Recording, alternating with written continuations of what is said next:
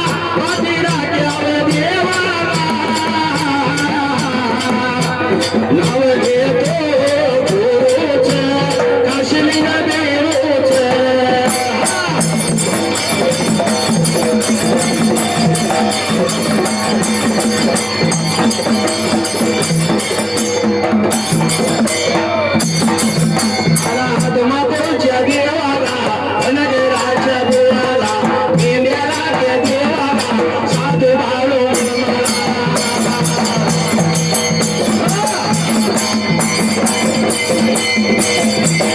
दोन्ही हात जोडलं यावं देवा सायाला दोन्ही हात जोडलं यावं देवा सायाला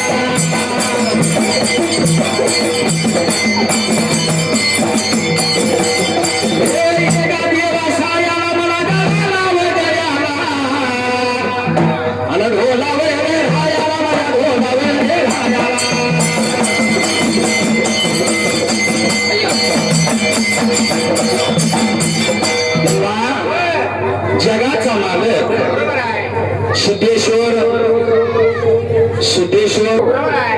शिवाचा अवतार माझा बाळू मामा आहे आज या गावाला द्रौद्या त्या गावाला मेंढ्या मामाच्या लागल्या फिरायला अनेक भगतांचं कल्याण लागल्या ते करायला आणि प्रत्येक गावाचं सोनं माझा बाळू मामा लागलाय रे करायला मामाच्या मेंढ्या लागल्या होत्या मात्र महाराज मात्र फिरायच्या जाग्याला जे मल्हार समोसा मसावकर माझा सावकर बाळू मामा एक नंबर डोंगरीवर बस बसावकर माझा सावकर बाळू मामा एक नंबर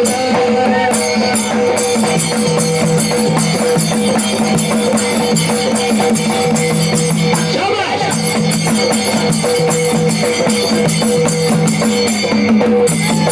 डोंगरीवर बसला सावकर माझा सावकर बाळू मामा एक नंबर डोंगरीवर बसला सावकर माझा सावकर आणि बाळू मामा एक नंबर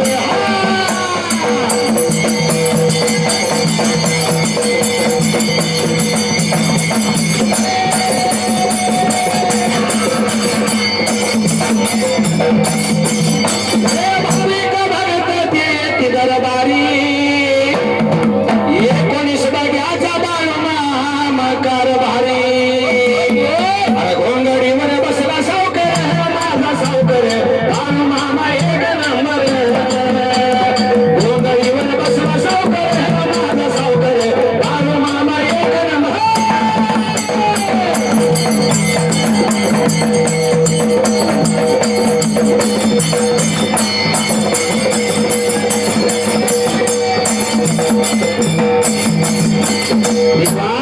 कर्नाटक भागाला सौंदतीच्या रानाला बाळूमामा मेंढरू लागलं उतरा कायला आणि कर्नाटक भागाला लागलं होतं मेंढरा काय मामा त्या जाग्याला मेंढ्या लागलं बाळूमामाला कायला कर्नाटक हातीला आणि भला मोठ्या नागराजा बाळूमामाच्या पाठीमागून मेंढ्याच्या मागणं त्या टाईमाला आणि नागराजा यायला लागला त्यात काय लागला होता प्रकार घडायला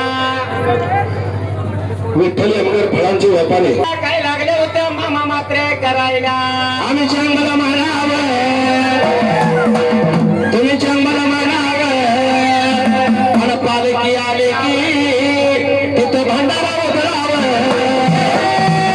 आणि बाळू मामाचं नाव घेऊन कल्याण होईल आणि चांगलं म्हणावं माझ्या बाळू मामाचं चांगलं म्हणावं चांगलं म्हणावं माझ्या बाळू मामाचं चांगलं म्हणावं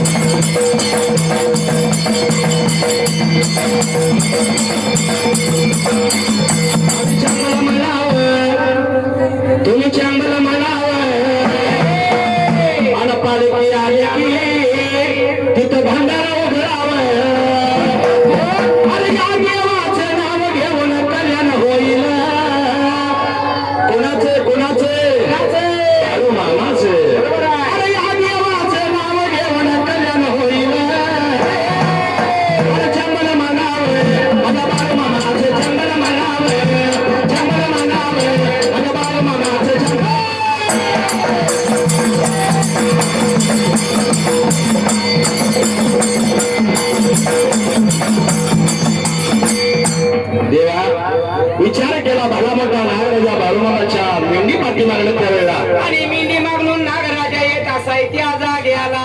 आता आपण लागले वेळा बघायला त्या अक्का आल्या त्या जीवन खाऊन आता निवांत द्या आजी लागले होते मात्र नागराजाला हात जोडून काय लागलं होतं बोलाय त्या जाग्याला. अरे नागराजा माझ्या पेट मेंढी पाठीमागणं फिरू नको या टायमाला उन्हा तानात आम्हाला राहावं लागतं या काट्या कुट्यात आम्हाला रे चालायला लागतं या नागराजा माझ्या एखाद्या मेंढक्याचा तुझ्या अंगावर पाय पडेल या मेंढी पाकडे फिरून तुला त्रास होणार तो माझ्या पाठीमागणे माझ्या मेंढीच्या मागणं फिरू नको म्हणत आला नागराजानं फणा काढला आणि फणा लागला होता डोलवायला. नागाची भाषा अंतर्ज्ञानानं कळली बाळूमामाला. आणि मामा लागलं होतं मात्र वय काय त्या जाग्याला. सतीसाठी गाव चोरूचे थोडंफार नाही जीवा बाळूमामा तुझं मला याड लागलं. थोडंफार नाही व जीवा पाड लागलं.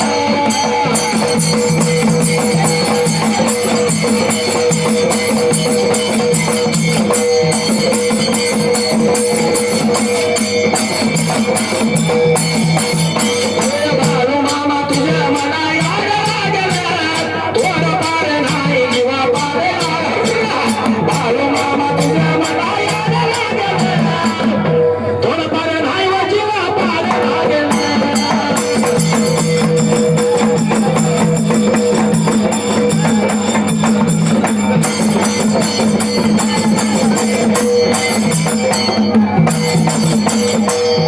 बा देवाचं याड माणसाला लागलं पाहिजे. बाळूमामाचा ज्याला ज्याला छंद लागला त्याच्या आयुष्यातला आनंद कधीच कमी झाला नाही. ही ताकद माझ्या बाळूमामाच्या भांडव्याच्या लक्षात असू द्या. विचार केला नागराजाला फणा दुडूला नकार लागला द्याला अंतर्ज्ञानानं नाग दे त्याची भाषा कळली बाळूमामाला. एका मेंढीचं दूध काढले खापराच्या भांड्यात दूध ठेवलं त्या नागराजाला. आणि नागराजाला लागला होता दूध मामा मात्र ठेवाय त्या जाग्याला. विलास बंडगर गाव कोल्हापूर. बाळूमामाचे याडगा लागलं भरताला, लागलं भरताला, याडगा लागलं मेंढक्या.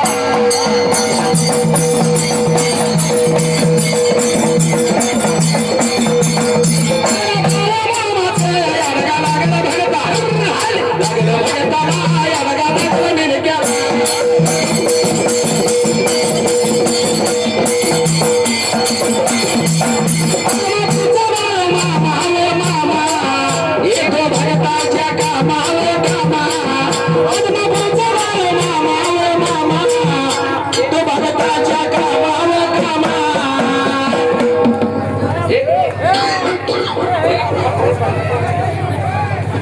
होतं मात्र नागराजाला बाळूमामा लागलं होतं मात्र बोलायच्या वेळेला. मेंढी माऊलीचं दूध वाढलं त्या नागाला पावना कसा समोर बसून जेवायला बसतो तसा नागराजा बाळूमामाच्या पुढ्यात बसून दूध लागला होता प्यायला. आणि नागराजा लागला होता महाराज मात्र दूध प्यायला काय लागला होता प्रकार घालायच्या जाग्याला. अरे दिवसातून 3 वेळा मेंढी माऊलीचं दूध लागलाय बाळूमामा नागदेव तेला वाढायला. हे दादांनो बैल जरा लांबच उभा करून बंधारा टाका. विचार केला रे मेंढर बघू ही मेंढक बघू काय नागराजाला सांभाळू. आता नागराजाची सोय पाहिजे आपण कराय त्या टायमाला. आणि मामा लागलं होतं नागराजाला मात्र बोलायला लागलं होतं कसं सोय कराय त्या जाग्याला. बाळूमामाने नागराजा घोड्याच्या खांदाडीत घेतला. बरोबर आहे. एक दुधाची मेंढी घेतली सांगतीला बाळूमामा निघून चाललं वाट लागलं चला कोरे गावाला. आणि मामा मात्र मेंढी घेऊन चाललं होता कोणच्या दिशेनं त्या जाग्याला. अकोळ गावाला गेल्यानंतर काय झालं. अकोळ गावाला गेल्यानंतर घरामध्ये गंगवा का होते काय म्हणते माझ्या बाळूमामाला. आणि गंगवाका लागली बोलायला बाळू बाळू कसं येणं केलं लागली होती मात्र बोलाय त्या जाग्याला. अहो माझी बहीण बाळू बाळू म्हणते कशाला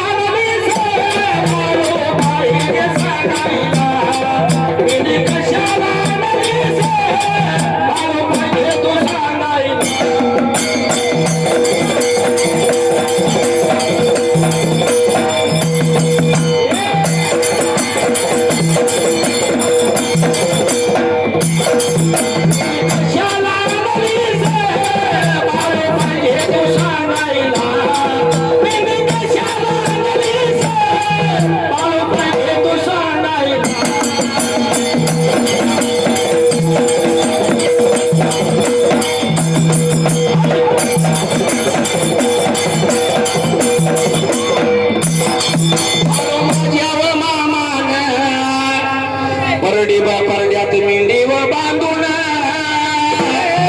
वाज्याव खोलीला बाळू मामा गेल्यात गंगूबाई न गेली बाळू बाळू म्हणती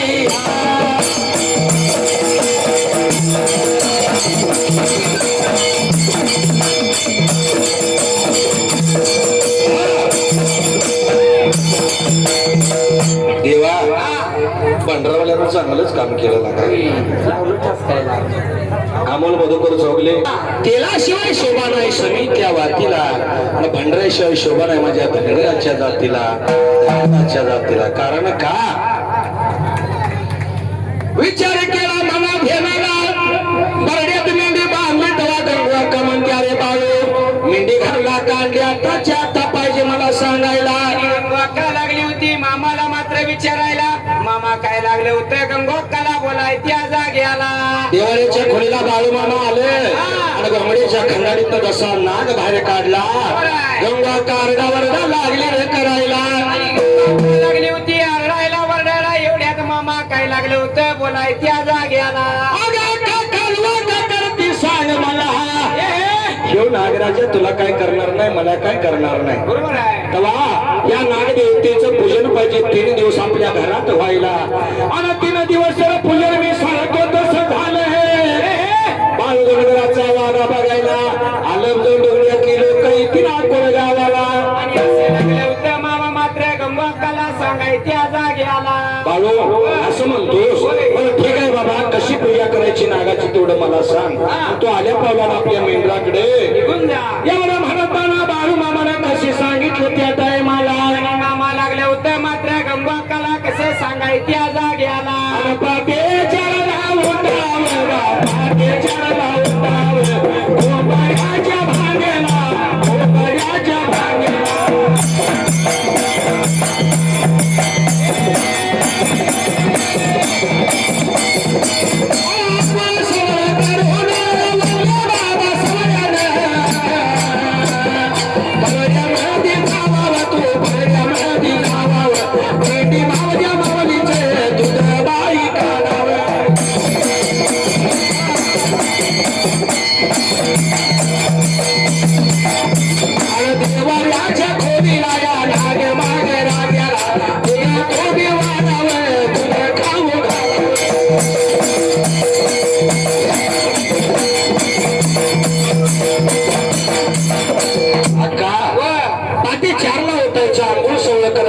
सवळ्यानं मेंढीचं दूध काढायचं आणि ते दूध नागराजाला खाऊ घालायचं तोपर्यंत कुणाबरोबर बोलायचं नाही बर का एवढी गोष्ट तू मनामध्ये ठेव एवढं म्हणल्यानंतर गंगाक्का म्हणते जाऊ बाळू आपल्या मेंढ्यावर जा मी सगळं करायला तयार आहे आता मला देवांश काय लागलं अक्का असं व्रत 3 दिवसाचं पूर्ण झालं कोण गावात तर आपला झेंडा लागेल त्या टायमाला आणि लागलं होतं मामा मात्र त्या गंगोक्काला बोलायला लागलं होतं पूजन कसं करायचं सांगाय त्या जाग्याला देवा एवढं सांगितल्या बरोबर गंगू अक्का म्हणली मी करायला तयार आहे वचन दिलं बहिणीनं भावाला बरोबर आहे आणि बाळमामा निघून गेलं कर्नाटक हातीला मेंढी माऊलीच्या तळाला आणि मेंढीच्या मात्र मेंढवाड्याला मामा मात्र निघून गेला असाय त्या जाग्याला आषाढी एकादशी निमित्त एक नवीन चाल काढली होती बघा बोला तालुका बोदरगड्या जिल्हा कोल्हापूर साऱ्या भगतांचा धार बाळू मामाचा दरबार असा जगाचा तारण जगाचा तारण यादमापुरच्या समाधीतून बाळू मामा चालवे जगाचा कारभार यादमापुरच्या समाधीतून बाळू मामा चालवे जगाचा कारभार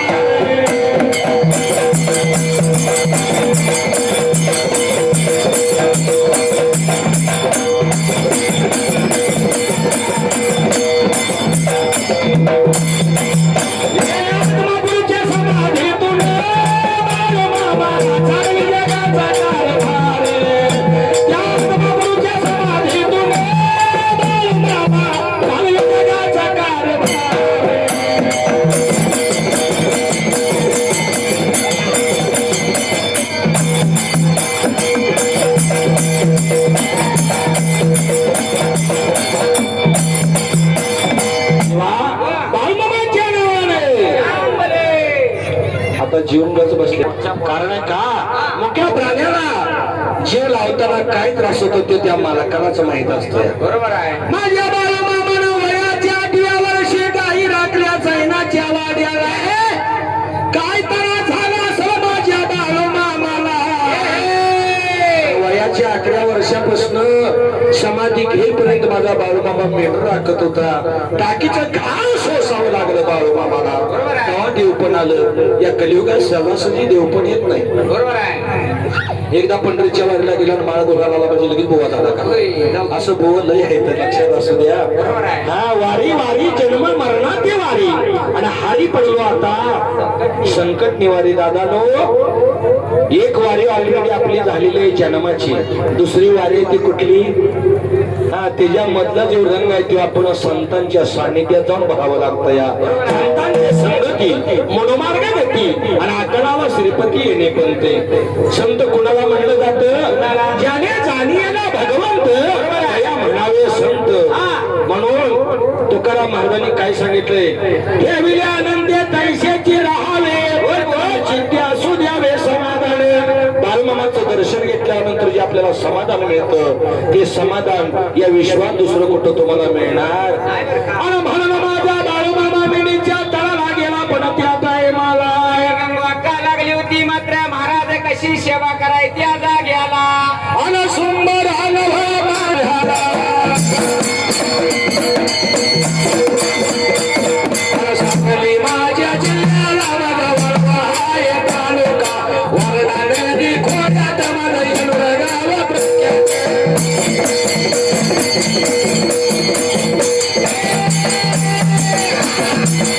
मला येणं गाव सुंदर देवाचं मंदिर गुरुग माझा